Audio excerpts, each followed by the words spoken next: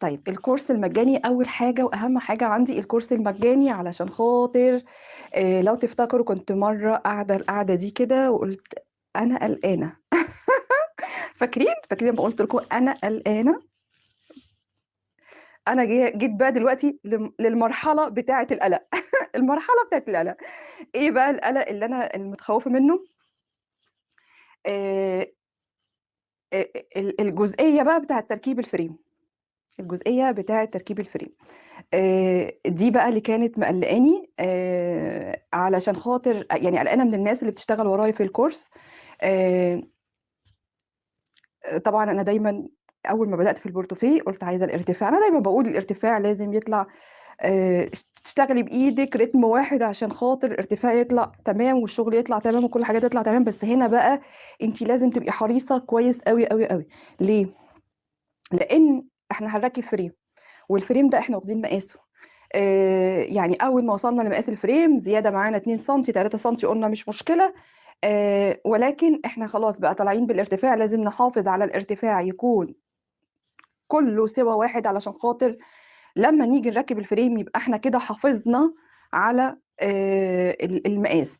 أولًا رقم 1 أنتِ بتحافظي على يعني الارتفاع إن هو يكون كُلّه سِوَى واحد، رقم 1 عشان هو ده الصح والشكل كمان يبقى حلو، يعني أنتِ أمّا تشوفي كده حاجة تبقى مموّجة غير لمّا تكون حاجة طالعة كده شكلها حلو خط مستقيم، بتفرق طبعًا في الشكل وده طبعًا اللي بيثبت أنتِ بتشتغلي صح والّا غلط في التبستري.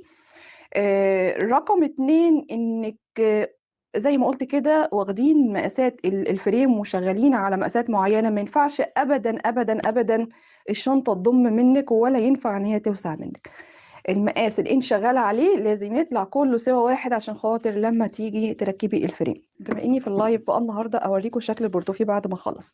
طيب ده شكل البورتوفيه بعد ما أخلّص، اللي أنا عايزة أقوله هاقوله تاني وهاعيده تاني علشان خاطر ننتبه وإحنا شغّالين، لإن دي من الأساسيات برضه اللي الناس كتير دايمًا، دايمًا تتكلّم على إن عندها مشكلة في تركيب الفريم.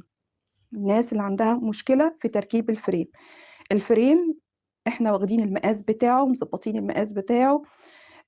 لمّا كُنّا بنشتغل في القاعدة خلاص ضبّطنا المقاسات وطبعًا بالطريقة اللي أنا شرحتها بالتفصيل، الطريقة اللي أنا باشتغل بيها، قُلت لكم إزاي بناخد المقاسات وإزاي بناخد مقاس الفريم عشان تضبّطي القاعدة مع المقاس بتاع الفريم. وخلاص ضبّطنا كل ده. الجزئية بقى اللي باتكلّم فيها واللي فعلًا كنت قلقانة منها جدًا وما زال قلقانة منها يعني، ما زال قلقانة منها للناس يعني مش كنت، لأ ده أنا قلقانة لسه عشان الناس لسه اللي هتركّب وشغّالة معايا. إنِّك تبقي شغّالة الارتفاع يبقى كُلّه سِوَى واحد، تمام. يمكن هنا مش باين أوي إن هو سِوَى واحد عشان خلاص أنا ضمّيت بالفريم، تمام. لكن أهم حاجة، أهم حاجة في أي بورتوفيه أنتِ بتركّبي له فريم أو أي شنطة أنتِ بتركّبي لها فريم، لازم بتحافظي على الحاجتين دول، إن أنتِ بتتأكدي من المقاس اللي أنتِ اللي أنتِ اللي هو المقاس بتاع الفريم اللي أنتِ شغّالة بيه.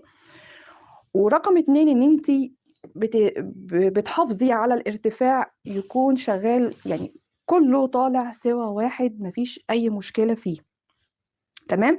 في أي مشكلة في الارتفاع بدأت تظهر معاكِ إذا كان الدوران اللي أنتِ شغّالة بيه وسع منِّك أو ضَم منِّك في الحالتين غلط، في الحالتين غلط. غلط علشان خاطر المقاس بتاع الفريم، أولًا عشان خاطر الشغل، مش ده الشغل الصح. ثانيًا عشان خاطر المقاس بتاع الفريم، تمام كده يا بنات؟